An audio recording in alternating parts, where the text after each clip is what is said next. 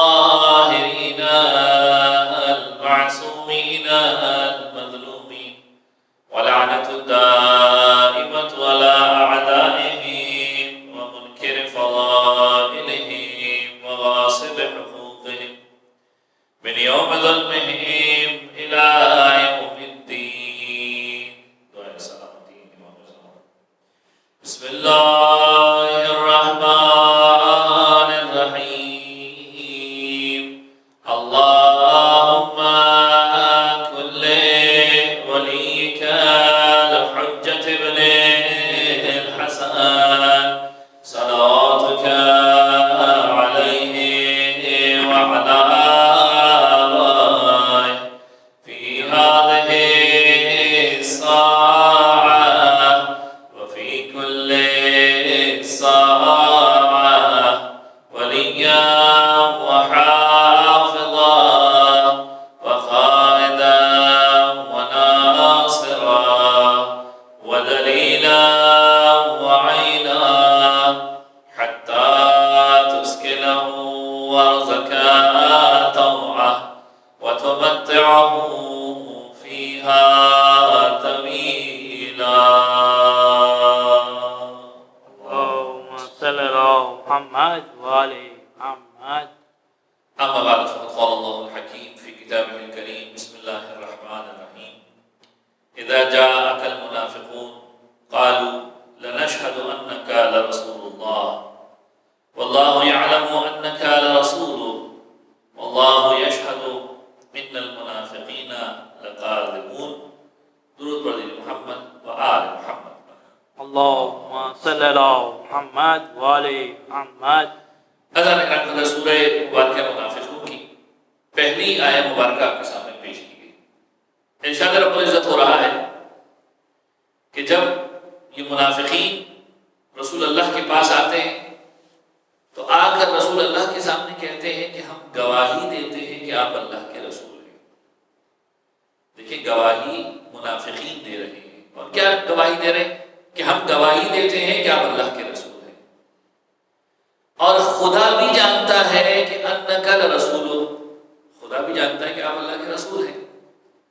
لیکن پھر بھی خداوند عالم کہتا ہے واللہ یشہد ان المنافقین لکاذبون، لیکن خدا کہتا ہے کہ منافقین جھوٹ بولتے ہیں. دیکھیں گواہی منافقین بھی وہی دے رہے ہیں، خدا بھی وہی دے رہا ہے. اور پھر خدا کہہ رہا ہے کہ منافقین جھوٹ بولتے ہیں. تو سوال تو اپنی جگہ پر پیدا ہوتا ہے کہ پروردگار یہ جھوٹ تو نہیں بول رہے، یہ بھی تو وہی گواہی دے رہے ہیں کہ آپ اللہ کے رسول ہیں، اور اے خدا تو بھی یہی کہہ رہا ہے کہ آپ اللہ کے رسول ہیں. مسئلہ کہاں پیدا ہوا؟ دیکھیں شب شہادت امام پنجم امام محمد باقر کی شب ہے. وہ امام کے جس نے علوم آل محمد کو ہر مقام پر پھیلایا. لقب سے ہی پتہ چلتا ہے باقر العلوم، علوم کو پھیلانے والے. وہ امام کے جس کا مقام اتنا زیادہ بلند. دیکھیں فضائل نہیں پڑھ رہا، مجھے امام کی زندگی کے کچھ حصوں کے بارے میں آپ کی خدمت میں گفتگو کرنی ہے کہ جس امام کو رسول خدا نے اپنے صحابی کے ذریعے سے سلام بھیجا، جابر بن عبداللہ انصاری کے ذریعے سے سلام بھیجا. سوال ذہن میں آ سکتا ہے کہ ابھی تو امام پیدا نہیں ہوئے، رسول ختمی مرتبہ سلام بھیج رہے ہیں. تو پتہ یہ چلتا ہے کہ یہ ساری کی ساری وہ ہستیاں ہیں کہ جن کی مقام و منزلت پیدائش سے پہلے ہی خداوند عالم کی بارگاہ میں بلند ہے. یعنی ابھی پیدا نہیں ہوئے، رسول اللہ کہہ رہے ہیں کہ اے جابر تمہیں ملاقات کا موقع ملے گا، جا کر سلام دے دینا. خود ان ہستیوں کی عظمت کا مقام ہے. یہ پانچویں امام اسی سوال کا جواب دے رہے ہیں. دیکھیں پانچویں امام کے دور کے اگر حصوں کے بارے میں بات کی جائے، جن باتوں کو میں آپ کے سامنے پیش کرنے والا ہوں، کچھ 4 مرحلے میں آپ کی خدمت میں پیش کرنے والا ہوں. پہلا تو ایک وہ علمی مقام ہے کہ جس میں امام علیہ السلام علمی اعتبار سے لوگوں کو فائدہ پہنچا رہے ہیں.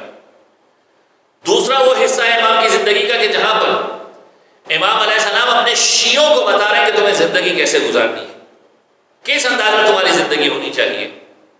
اور تیسرا اور چوتھا وہ مقام ہے کہ جہاں پر امام علیہ السلام ولایت اہل بیت کے بارے میں بتا رہے ہیں امام حسین علیہ السلام کے بارے میں بتا رہے ہیں، زیارت امام حسین کی فضیلت کو بتا رہے ہیں۔ آج کی گفتگو ان گوشوں پر مبنی ہوگی۔ تو حضرات اکرام، میں آپ کی خدمت میں عرض کر رہا تھا کہ پہلا حصہ امام کا وہ علمی حصہ کہ چھٹے امام کے دور کی ساری تیاری اس دور کے اندر ہو رہی، اور اتنا بلند علمی مقام پانچویں امام کا، لقب سے ظاہر باخر العلوم، علوم کو پھیلانے والے، علوم کو کھول کھول کر پیش کرنے والے۔ پانچویں امام کا دور وہ دور ہے کہ دیکھیں جس دور کے اندر کئی ساری پریشانیاں ہیں، علمی اعتبار سے دین کی حفاظت بھی کرنی اور کئی ساری مشکلات سے بھی بچانا ہے۔ حفاظت کس انداز میں کر رہے ہیں کہ باہر والے لوگ سوال لے کر آ رہے ہیں، امام جواب دے رہے ہیں۔ آیت قرآنی جو آپ کے سامنے میں نے ابتدا میں پیش کی، اس کا جواب بھی امام علیہ السلام دے رہے ہیں کہ جب طاؤس یمنی روایت کو نقل کرتے ہیں، فرماتے ہیں کہ امام کے پاس آ کر جب سوال پوچھے گئے کہ مولا یہ بتائیے کہ وہ کون سا مقام تھا کہ جب 1/4 دنیا فنا ہو گئی، 1/4 دنیا ختم ہو گئی۔ تاریخ کے اندر کئی سارے ایسے موقع گزرے کہ جہاں پر لوگوں کو قتل کیا گیا۔ آج بھی اگر ہم تاریخ اٹھا کر دیکھیں تو کبھی کہتے ہیں مثال کے طور پر کہ ہٹلر نے سب سے زیادہ قتل و غارت گری کی، کبھی کہتے ہیں پہلی جنگ عظیم کے اندر اتنے سارے لوگ مارے گئے، کبھی کہتے ہیں دوسری جنگ عظیم کے اندر اتنے لوگ مارے گئے، لیکن کوئی بھی تعداد یہ طے نہیں کر سکتی کہ 1/4 دنیا ختم ہو گئی، چوتھا حصہ ختم ہو گیا۔ سوال اپنی جگہ پر موجود ہے، امام علیہ السلام جواب دے رہے ہیں کہ جب قابیل نے حابیل کو مارا، دنیا کا 1/4 حصہ ختم ہو گیا، کیونکہ دنیا میں تھے ہی 4 لوگ، آدم، حوا، حابیل اور قابیل۔ قابیل نے حابیل کو مارا، 1/4 آبادی ختم ہو گئی، یہ اس موقع کی طرف اشارہ ہے۔ یہ دیکھیے یہ علم امام ہے کہ جب آتا ہے تو لوگوں کی آنکھیں کھلی کی کھلی رہ جاتی کہ امام نہ صرف یہ کہ 1/4 سوال کے بارے میں جواب دے رہے ہیں بلکہ فرد کا نام بھی بتا رہے ہیں۔ آج آپ دنیا کے بارے میں بات کریں گے 1/4 تو آپ نام کہاں سے لے کر آئیں گے، کتنے لوگوں کے نام بتائیں گے؟ پھر امام سے سوال کیا جا رہا ہے، مولا یہ بتائیے کہ وہ کون سا روزہ تھا کہ جس میں کھانا پینا حلال تھا؟ اب آپ کہیں گے ایسا کون سا روزہ ہوتا ہے کہ جس کے اندر کھانا پینا حلال ہوتا ہے؟ علم امام ہے، 5ویں امام کی بارگاہ میں آئیے، ایسے سارے مسائل کو حل کروائیے۔ امام فرما رہے ہیں جناب مریم کا روزہ تھا، قرآن مجید اس روزے کے بارے میں نقل کرتا ہے، آسمان سے پروردگار عالم کھانا بھیجا کرتا تھا، یعنی یہ وہ جناب مریم کا روزہ تھا کہ جس میں کھانے کی شرط نہیں تھی، لہذا اس میں کھانا پینا حلال تھا۔ اور پھر تیسرا سوال وہ سوال کہ جس کا جواب آیت قرآنی کے اندر دیا گیا کہ مولا وہ کون سا مقام ہے کہ جہاں پر بات سچی تھی لیکن جھوٹی کہلائی، یعنی کہنے والے نے بات سچی کی تھی لیکن پروردگار عالم نے اسے جھوٹا کہا، اور جھوٹا کہا تو کیوں کہا؟ امام علیہ السلام نے قرآن مجید کی سورہ منافقون کی پہلی آیت پڑھی، اذا جاءک المنافقون قالوا لنشهد انک لرسول اللہ، کہ جب منافقین آپ کے پاس آتے ہیں تو آ کر کہتے ہیں اے رسول ہم گواہی دیتے ہیں کہ آپ اللہ کے رسول ہیں، واللہ یعلم انک لرسولہ، خداوند عالم بھی جانتا ہے کہ آپ اللہ کے رسول ہیں، لیکن واللہ یشہد، پروردگار عالم گواہی دیتا ہے ان المنافقین لکاذبون، خدا گواہی دیتا ہے کہ منافقین جھوٹ بولتے ہیں، تو پروردگار گواہی تو وہ بھی یہی دے رہے ہیں کہ اللہ کے رسول آپ ہیں، تو انہیں جھوٹا کیوں کہہ رہا ہے؟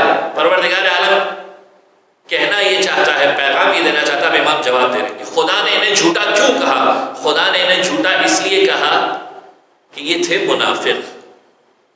جھوٹ کا تعلق نیت سے ہوتا ہے، یہ زبان سے تو کہہ رہے تھے لیکن دل سے رسول کی رسالت پر راضی نہیں تھے۔ یہ زبان سے تو کہہ رہے تھے کہ آپ اللہ کے رسول ہیں، ہم گواہی دیتے ہیں، لیکن یہ گواہی ان کی سچی گواہی نہیں تھی، جھوٹی گواہی تھی، اور خدا تمہارے دلوں کے حال کو جانتا ہے، لہذا تم بات سچی کر رہے تھے لیکن تمہارے دل کے اندر وہ جھوٹ پوشیدہ تھا کہ جو خدا جانتا تھا کہ بات سچی کرنے کے باوجود خداوند عالم نے تمہیں جھوٹا کہا، کیونکہ تمہارے دلوں کے اندر کھوٹ موجود تھا، تمہاری نیتیں جھوٹی تھی، کیونکہ اگر تم سچے ہوتے تو رسول اللہ کی باتوں کو اسی انداز میں مانتے جس انداز میں مومن مانتا ہے، لیکن تم منافق تھے، تو باتیں وہ کر رہے تھے جو سچ جیسی تھی لیکن تمہارے دل کے اندر جھوٹ پوشیدہ تھا۔ تو امام فرما رہے ہیں یہ وہ مقام ہے کہ جہاں پر بات سچی کہی گئی لیکن پروردگار عالم نے پھر بھی انہیں جھوٹا کہا، وجہ یہ تھی کہ ان کی نیتیں جھوٹی تھی، ان کی نیت کے اندر جھوٹ پوشیدہ تھا۔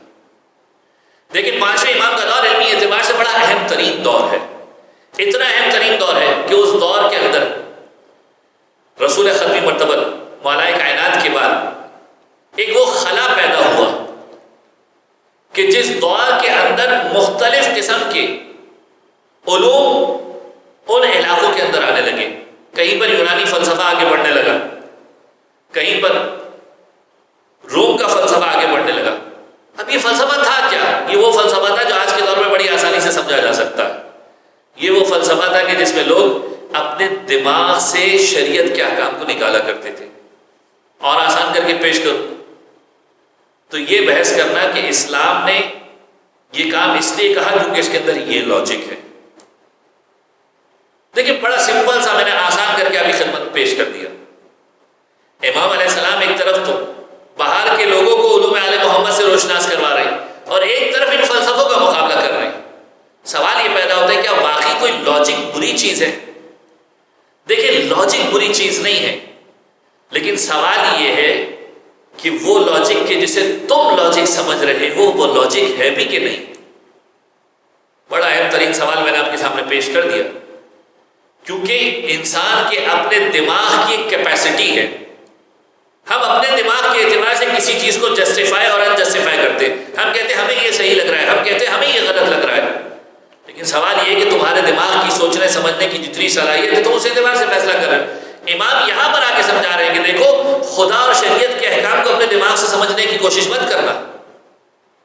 اسلام کے احکام کو اس لاجک کے ذریعے سے نکالنے کی کوشش مت کرنا، کیونکہ یہ مثالوں کے ذریعے تمثیل کے ذریعے جو تم سمجھنے کی کوشش کر رہے ہو، جو اپنی قیاس آرائی کر رہے ہو، یہ ساری کی ساری چیزیں دین کو نقصان پہنچانے والی.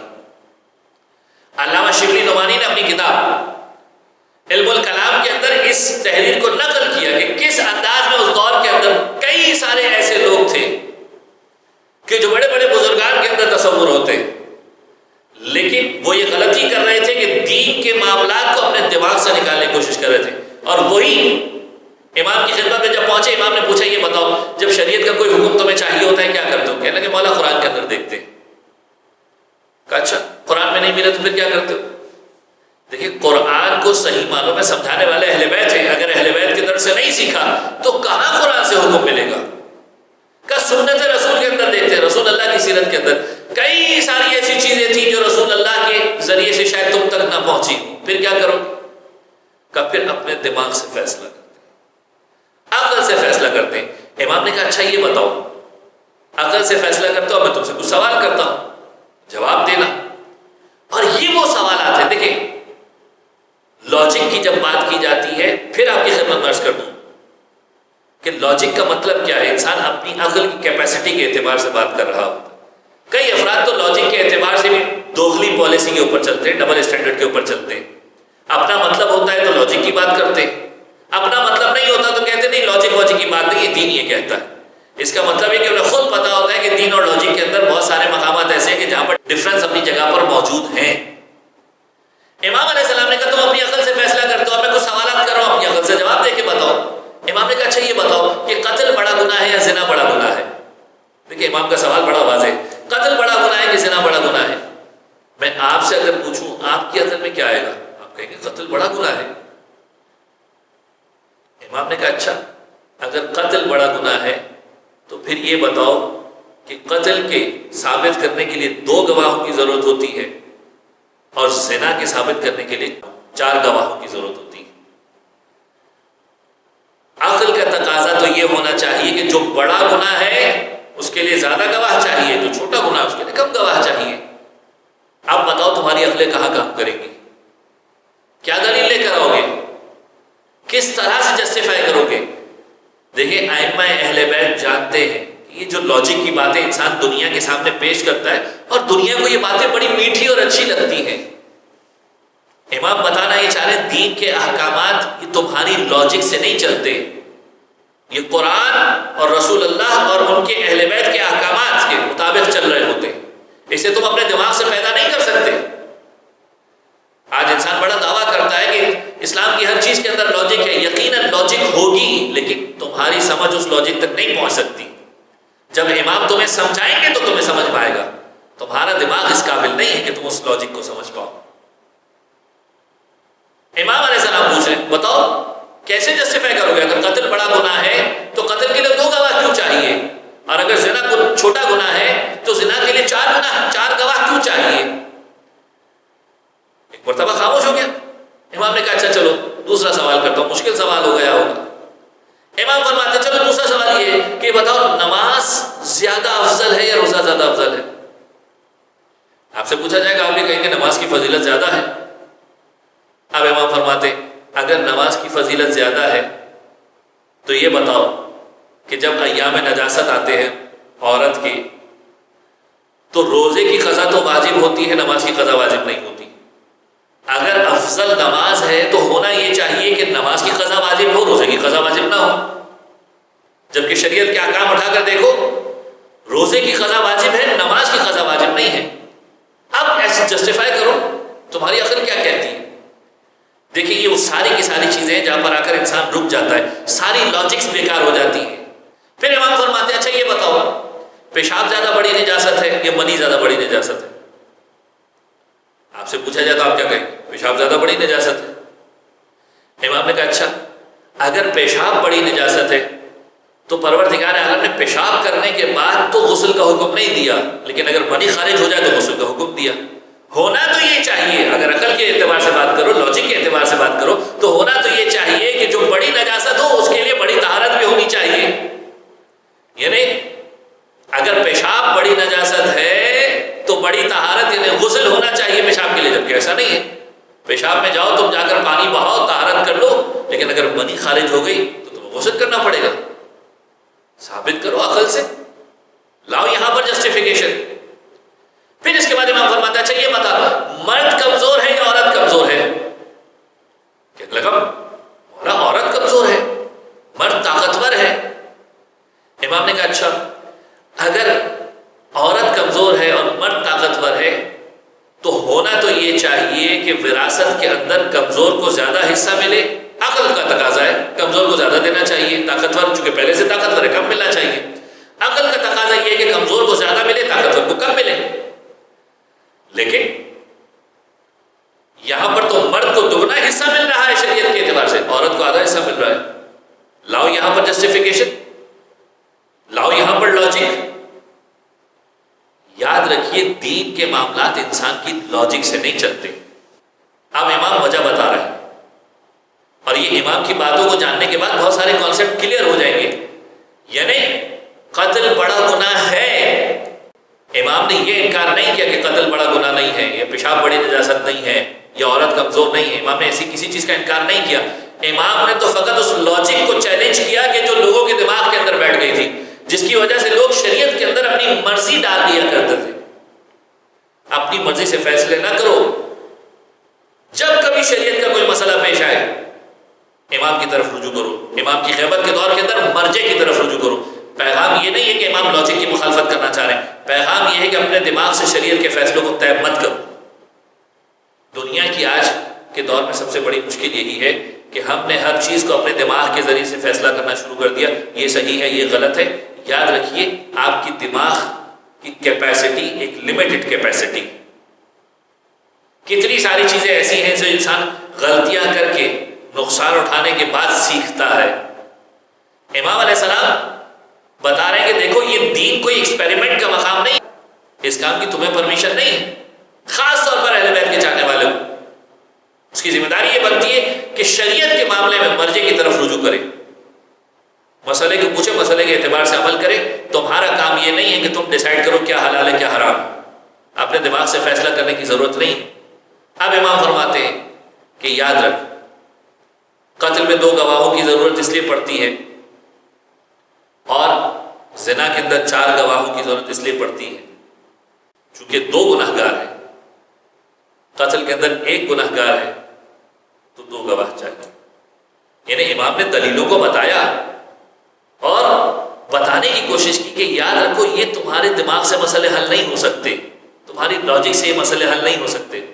پھر امام فرماتے ہیں کہ دیکھو نماز اور روزے کے اعتبار سے جو بات ہے، نماز افضل ترین عبادت ہے، یقیناً اس میں کوئی شک نہیں ہے، لیکن روزے کی قضا کرنا آسان ہے، نماز کی قضا کرنا انسان کے لیے مشکل ہو جایا کرتی ہے. 5 وقت کی نمازیں اور پروردگار عالم نے انسان کو تکلیف میں نہیں ڈالنا چاہتا.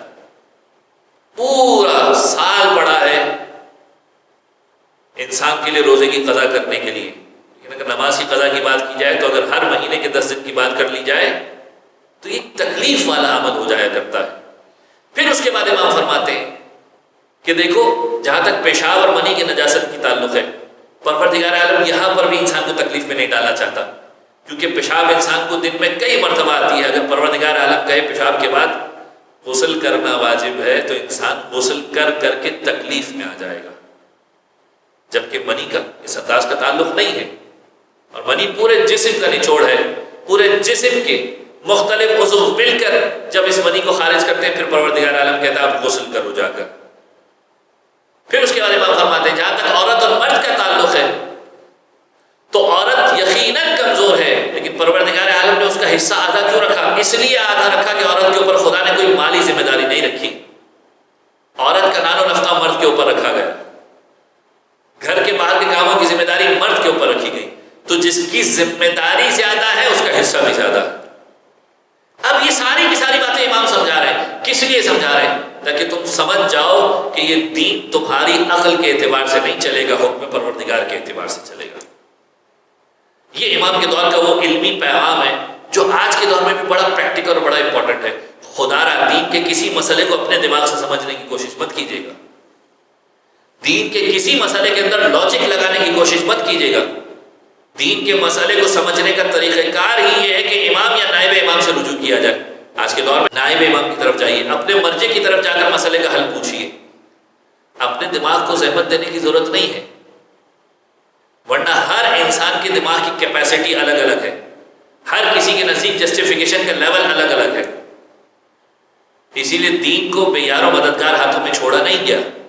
جا کر مرجع سے پوچھو، مرجع امام کی نیابت کے اندر تمہیں مسئلے کا حل بتائے گا. اس اعتبار سے عمل کرو، ذمہ داری کو پورا کرو. دوسرا پیغام امام کی زندگی کا جو بڑا اہم ترین پیغام، دیکھیں وقت بڑی تیزی سے گزر رہا ہے، مجھے سارے کے سارے پیغامات کو کور کرنا ہے کہ امام علیہ السلام اپنی زندگی کے اندر اپنے شیعوں کو بڑا اہم پیغام دے رہے ہیں. امام چاہتے ہیں کہ امام کا شیعہ بڑا پریکٹیکل بنے، امام کا شیعہ بڑا باعمل بنے. اور یہی وجہ ہے جابر بن یزید جعفی جو کہ امام کے پاس 17 سال تک خدمت کرتا ہے، 17 سال تک 17 سال تک خدمت کرنے کے بعد امام کے پاس آتا اور کہتا مولا مجھے کوئی نصیحت کیجیے، مجھے کوئی پیغام دیجیے. امام علیہ السلام جابر بن یزید جعفی سے کیا کہتے ہیں؟ فرماتے بلغ شیعتی عنی السلام، اے جابر میرے شیعوں کو میرا سلام پہنچا. آپ کتنے خوش قسمت ہیں کہ جس امام کو رسول اللہ سلام بھیج رہے ہیں وہ امام آپ کو سلام بھیج رہا ہے. اپنے مقام کو سمجھیے. امام آپ کے لیے سلامتی کی دعائیں کر رہے ہیں. سلام کا مطلب کیا ہے؟ میرے شیعوں کے لیے سلامتی کا پیغام دے دو.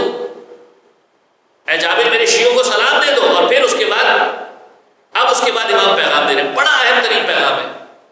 ہم اگر یہ سوچ رہے ہیں کہ فقط اہل بیت کی محبت جو بڑی امپورٹنٹ ہے، ولایت علی بن ابی طالب، جیسے میں نے کہا تیسرا حصہ ولایت علی کا پیغام جو 5ویں امام ہی دے رہے ہیں، بڑا امپورٹنٹ پیغام ہے. ان دونوں پیغام کو مکس کر کے آپ کی خدمت پیش کروں تاکہ وقت بھی محفوظ ہو جائے. 5ویں امام امام محمد باقر علیہ السلام، اللہم صلی علی محمد و آل محمد، ارشاد فرماتے ہیں کہ اسلام کی بنیادیں 5 چیزوں کے اوپر ہے. اسلام کی بنیادیں 5 چیزوں کے اوپر ہیں. پھر فرماتے ہیں پہلی چیز نماز ہے، دوسری چیز روزہ ہے، تیسری چیز حج اور زکات، چوتھی چیز، اور 5ویں چیز ہماری ولایت ہے. کہنے کو بڑی سادہ سی حدیث ہے، لیکن اس کے بعد کا جملہ سنیے. نماز بھی امپورٹنٹ ہے، روزہ بھی امپورٹنٹ ہے، زکات بھی امپورٹنٹ ہے، حج بھی امپورٹنٹ ہے. یہ ساری کی ساری عبادات امپورٹنٹ ہے، لیکن ان میں سے کوئی بھی چیز قبولیت کے مرحلے پر اس وقت تک نہیں پہنچ سکتی جب تک ولایت اہل بیت علیہ السلام. یعنی 5 چیزوں پر دین کی بنیادیں ہیں، اور اس میں سب سے اہم ترین بنیاد ولایت ائمہ اہل بیت ہے. اور اسے امام ثابت کیا کرتے ہیں؟ امام فرماتے ہیں دیکھو نماز سفر کے اندر قصر ہو جایا کرتی ہے. روایتوں کی روشنی میں بات کر رہا ہوں. نماز سفر کے اندر قصر ہو جایا کرتی ہے، 4 رکعت 2 رکعت ہو جایا کرتی ہے. روزہ سفر کے اندر قصر ہو جایا کرتا ہے، سفر کے اندر وہ روزہ نہیں رکھنا، شرائط ہیں اپنی، جا کر فقہ اٹھا کر دیکھیے. بیمار ہے، مریض ہے، اس کے الگ احکام ہے، رخصت مل جایا کرتی ہے. زکوٰۃ اگر نصاب واجب نہ ہو تو زکوٰۃ بھی واجب نہیں ہوا کرتی. اگر استطاعت نہ ہو تو حج بھی واجب نہیں ہوا کرتا. اس کا مطلب یہ ہے کہ یہ چاروں کی چاروں چیزیں کسی نہ کسی مقام کے اوپر یا کم ہو جایا کرتی ہے یا ختم ہو جایا کرتی ہے. لیکن ولایت اہل بیت علیہ السلام وہ واحد چیز ہے جو کسی مقام پر ختم نہیں ہوتی. رخصت کی اجازت نہیں ملتی. چاہے سفر کے اندر ہو تب بھی اہل بیت کی ولایت واجب ہے. چاہے تم مرض کے اندر ہو، بیماری کے اندر ہو، تب بھی اہل بیت کی ولایت واجب ہے. چاہے تم غریب ہو، امیر ہو، تب بھی اہل بیت کی ولایت واجب ہے. کہنے کا مطلب کیا ہے؟ ولایت اہل بیت وہ چیز ہے کہ جس کے بغیر تمہاری عبادت قبول نہیں ہونے والی. یہ نماز، روزہ، حج، زکوٰۃ، یہ ساری کی ساری چیزیں اہم ہیں. لیکن میں یہ نہیں کہہ رہا کہ اس کی اہمیت نہیں ہے. یہ ساری کی ساری چیزیں اہم ہیں، لیکن قبول اس وقت ہوگی کہ جب ولایت علی ابن ابی طالب ساتھ ہوگی. لیکن تمہارے دماغ میں یہ خیال نہ آئے کہ انسان یہ سوچنا شروع کر دے کہ میں عبادتیں نہیں کروں گا اور آگے بڑھ جاؤں گا. دیکھیں، محبت اہل بیت یقیناً انسان کے لیے بہت زیادہ مفید ہے، بخشش کروانے والی ہے. امام کے جملوں کو سن لیجیے. امام فرماتے ہیں جابر کو، وَعْلَمْ أَنَّهُ لَا قَرَابَةَ بَيْنَنَا وَبَيْنَ اللَّهِ، اے جابر جان لو کہ ہمارے اور خدا کے درمیان کوئی قرابت داری نہیں ہے، رشتہ داری نہیں ہے کہ خدا مد عالم جائے گا میرے رشتہ دار آ گئے معاف کر دو. یعنی امام کیا فرما رہے ہیں؟ وَعْلَمْ أَنَّهُ لَا قَرَابَةَ بَيْنَنَا وَبَيْنَ اللَّهِ. جابر 17 سال کی خدمت کے بعد امام سے کہہ رہے ہیں مولا کچھ سکھائیے. امام فرما رہے ہیں جابر ہماری اور خدا کی کوئی قرابت داری نہیں ہے، رشتہ داری نہیں ہے، یعنی کوئی فیور نہیں ملنے والی، کسی قسم کی تعلق کام نہیں آنے والا. پھر اس کے بعد امام فرماتے ہیں وَلَا يَتَقَرَّبُ إِلَيْهِ إِلَّا بِالطَّاعَةِ لَهُ. اور یاد رکھو خدا کا تقرب اس کی اطاعت کے بغیر نہیں مل سکتا. جب تک اس کی پیروی نہیں کرو گے، جب تک اس کے قریب نہیں جا سکتے، اس کا تقرب حاصل نہیں کر سکتے، خدا وعالم کی خوشنودی کو حاصل نہیں کر سکتے. پھر اس کے بعد فرماتے ہیں یا جابر من اطاع اللہ و احبنا، جو خدا کی اطاعت کرے اور ہم اہل بیت سے محبت کریں. دیکھیں دونوں لازمی چیز ہیں. اہل بیت علیہ السلام کی محبت کے بغیر عبادتیں فائدہ نہیں دیں گی، اور اہل بیت کی اگر محبت ہے اور عبادات اور اطاعت موجود نہیں ہے تو بھی انسان اس مقام کو حاصل نہیں کر سکتا. امام کیا فرما رہے ہیں؟ امام فرما رہے ہیں یا جابر من اطاع اللہ و احبنا فهو ولینا، جو خدا کی اطاعت کرے اور ہم سے محبت کرے وہ ہمارا ولی ہے. ومن عصى اللہ لم ينفعه حبنا، اور جو خدا کی معصیت کرے یاد رکھو ہماری محبت اسے کام نہیں آنے والی. کس انداز میں اپنی شیعوں کی تربیت کر رہے ہیں؟ زندگی گزارنے کا سلیقہ بتا رہے ہیں، زندگی گزارنے کا طریقہ بتا رہے ہیں کہ دیکھو کس انداز میں زندگی گزارنی. اپنے معاملات کی انسان خود اصلاح کرے، خود بہتر انداز میں آگے بڑھے.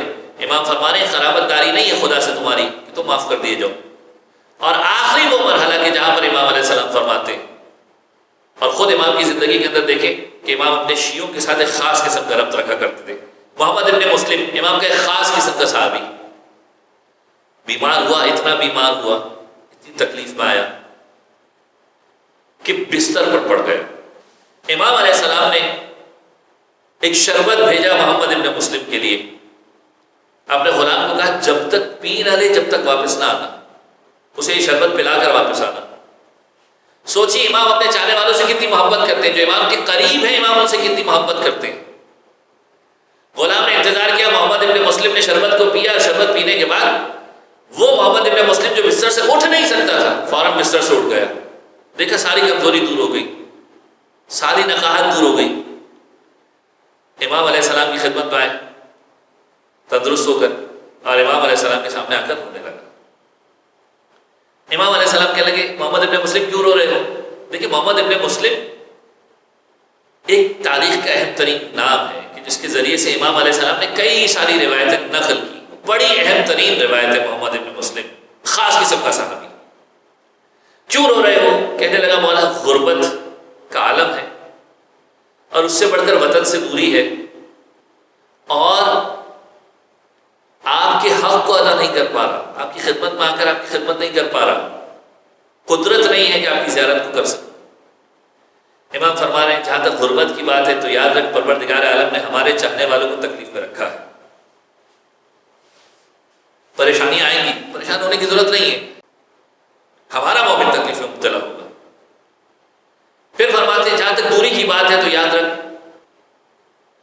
ہمارے جد حسین ابن علی کو بھی کتنا دور دفن کیا گیا، فرات کے کنارے۔ دیکھیں مدینہ کہاں اور کربلا کہاں۔ فرماتے ہیں جب کبھی دوری کا خیال آئے تو میرے جد کی غریب الوطنی کو یاد کر لینا۔ کس انداز میں امام حسین علیہ السلام کی غربت کے بارے میں پیغام دے رہے ہیں۔ دوری کا خیال آئے، تیرے ذہن میں یہ خیال آئے دوری ہے تو یاد کر لینا حسین ابن علی کتنی غربت کے عالم میں، کتنی دور، اپنے قرابت داروں سے کتنا دور شہید کر دیا گیا، وہاں پر دفن کر دیا گیا۔ پھر اس کے بعد فرماتے ہیں کہ جہاں تک یہ بات ہے کہ تو قدرت نہیں رکھتا ہماری زیارت کی، حق کو ادا نہیں کر پا رہا، تیرے دل میں ہماری محبت موجود ہے، یہ محبت تجھے فائدہ دے دے گی۔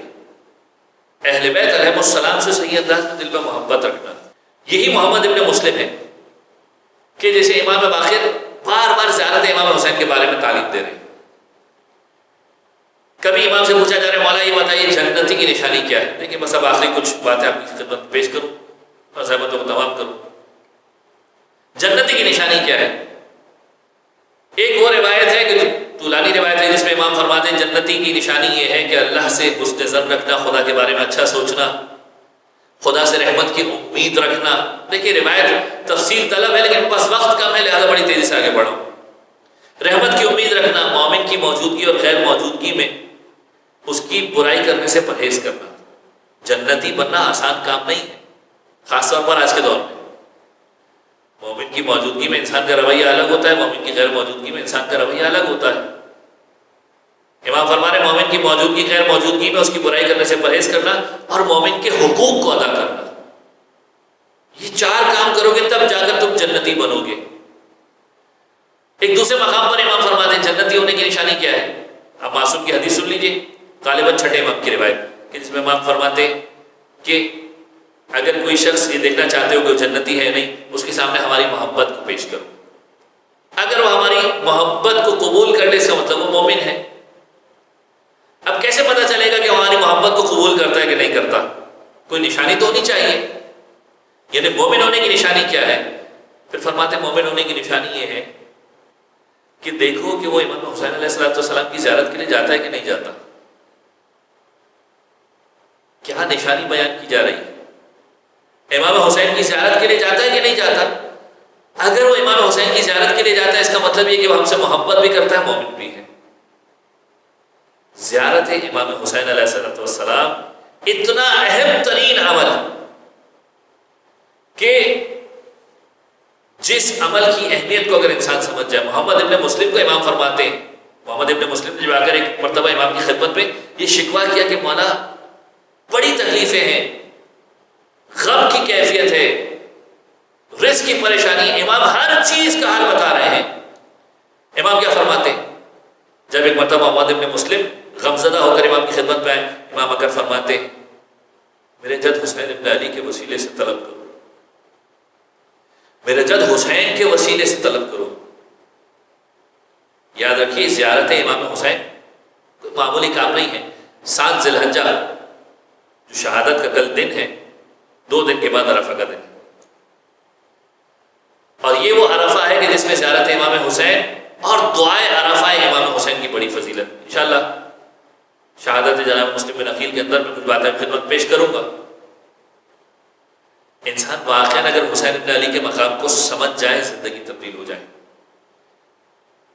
یہ وہ فضیلت اور یہ وہ مقام ہے کہ انسان کو کہا جا رہا ہے کہ کھانا کم کر دو لیکن حسین کی زیارت کو انجام دو۔ خدا نے تمہیں طاقت دی ہے، سال میں 1 مرتبہ حسین کی زیارت میں ضرور کرو۔ خدا نے اور صلاحیت دی ہے 2 مرتبہ کرو، ہر مہینے جاؤ، ہر شب جمعہ جاؤ۔ دیکھیں کچھ مقامات ایسے ہیں کہ جہاں پر کچھ کاموں کو کی کسی دوسرے کام سے کمپیئر نہیں کیا جا سکتا۔ آج دنیا کے اندر ایک عجیب و غریب قسم کی روش ہے، لوگ کہتے ہیں زیارت امام حسین پر جانے کی ضرورت کیا ہے، غریبوں میں پیسہ بانٹ دو۔ کچھ لوگ کہتے ہیں حج کے اوپر جانے کی ضرورت کیا ہے، غریبوں فقیروں میں پیسہ بانٹ دو۔ یاد رکھیے کچھ کام ایسے ہیں کہ اہل بیت علیہ السلام نے خاص قسم کی تاکید کی، کہا 2 مرتبہ جاؤ، 3 مرتبہ جاؤ، کہا مولا بار بار جائے، کہا بار بار جاؤ۔ حج بھی ان عبادتوں میں سے ایک ہے، روایتیں موجود ہیں، رسول اکرم ختم مرتبہ فرماتے ہیں، جب کسی نے پوچھا کہ یا رسول اللہ کوئی ایسی عبادت ہے جو حج کی جگہ لے سکتی ہو، رسول اللہ فرماتے ہیں کہ اگر تو کوہ ابو قبیس جو مکے کے اندر ایک پہاڑ ہے، کہا اس کے برابر بہترین سرخ سونا بھی خدا کی راہ میں صدقہ کر دے، سرخ سونا گولڈ پیور گولڈ پہاڑ کے برابر خدا کی راہ میں صدقہ کر دے، تب بھی حج کے برابر نہیں ہو سکتا۔ انسان آج سوچتا ہے کہ تھوڑی بہت نیکی کرنے کے بعد وہ حج کی فضیلت کو پالے گا۔ زیارت امام حسین کو اٹھا کر دیکھیں، انسان سوچتا ہے اس پیسے کو غریبوں میں بانٹ دو۔ سوال یہ ہے کہ باتیں تو بڑی ہوتی ہیں، کیا یہ پیسہ غریبوں میں بانٹتے ہو؟ نہیں بانٹتے۔ میں تو فقط اتنا جانتا ہوں جو حسین کے لیے خرچ نہیں کر سکتا وہ کسی اور جگہ پر بھی خرچ کرنے کی صلاحیت نہیں رکھتا۔ جس کا ہاتھ حسین کے لیے، غم حسین کے لیے، عزائے حسین کے لیے خرچ کرنے کے لیے نہ اٹھے، اس کا مقام کیا کسی دوسرے مقام پر اٹھے گا؟ امام فرماتے ہیں غمزدہ ہو، محمد ابن مسلم کو کیا پیغام دے رہے ہیں؟ امام فرماتے ہیں غمزدہ ہو، حسین کے وسیلے سے طلب کرو، غم دور ہو جائے گا۔ پھر فرماتے ہیں جو مانگا ہے حسین کے صدقے میں تمہیں مل جائے گا، تمہارے گناہ معاف ہو جائیں گے، تمہارے رزق میں فراوانی ہو جائے گی۔ دیکھیے آج اس امام کی شہادت کی شب ہے کہ 3 برس کی عمر میں کربلا کے میدان میں موجود تھا،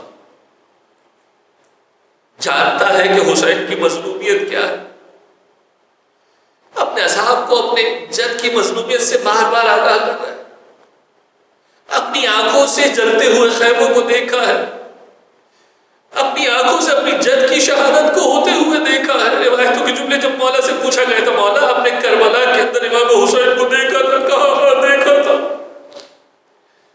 تمام مظلومیتوں کو امام جانتے ہیں کہ کربلا کے اندر کیا واقعات رونما ہوئے، دل میں وہ تکلیف موجود ہے، دل میں وہ احساس موجود ہے کہ میرے جد نے کتنی مصیبتوں کو برداشت کیا۔ یہی وجہ ہے کہ روایت کے جملے ملتے ہیں کہ جب امام علیہ السلام کا آخری وقت آیا، 5ویں امام اس دنیا سے جب رخصت ہونے والے تھے، روایتوں نے جملہ لکھا کہ امام فرماتے ہیں، وصیت کے اندر جملہ فرماتے میرے مال کے اندر ایک خاص رقم مختص کر دو کہ جس کا کام یہ ہوگا کہ منا کے اندر عزاداری کو انجام دیا جائے، اور وہ بھی خاص منا کے ایام کے اندر، خاص حج کے ایام میں ہمارے جد کی عزاداری کو برپا کرو۔ عزیز و آج وہ امام اس دنیا سے رخصت ہو رہا ہے کہ جس نے کربلا کے منظر کو اپنی آنکھوں سے دیکھا۔ جب امام کا آخری وقت آیا، اپنی وصیتوں کو کرنا شروع کیا، بنا کے اعتبار سے وصیت کی کہ عزائے حسینی کے لیے میرے مال میں سے کچھ رقم کو مختص کر دو، کئی سالوں تک اس کام کو انجام دیتے رہنا، یہ سلسلہ رکنے نہ پائے۔ یاد رکھیے آزاداری سنت امام پنجم ہے جسے انجام دینا ہم سب کی ذمہ داری ہے۔ پھر امام نے اپنے دفن کفن کے اعتبار سے وصیت کی۔ چھٹے امام موجود تھے، میں کہوں گا مولا بڑے خوش نصیب ہے، بیٹا قریب موجود ہے، وصیتیں کر رہے ہیں، کفن دفن کا انتظام کر رہے ہیں۔ ارے مدینے سے یہ جنازہ اٹھا ہوگا، بڑی شان سے اٹھا ہوگا، میں ہاتھ جوڑ کر عرض کروں گا مولا آج مدینے سے جنازہ اٹھا ہے، چھٹے امام کی خدمت میں ہاتھ جوڑ کر عرض کروں گا مولا آج مدینے میں جنازہ اٹھا ہے، لیکن مدینے میں جو جنازے اور بھی اٹھے، ایک مولا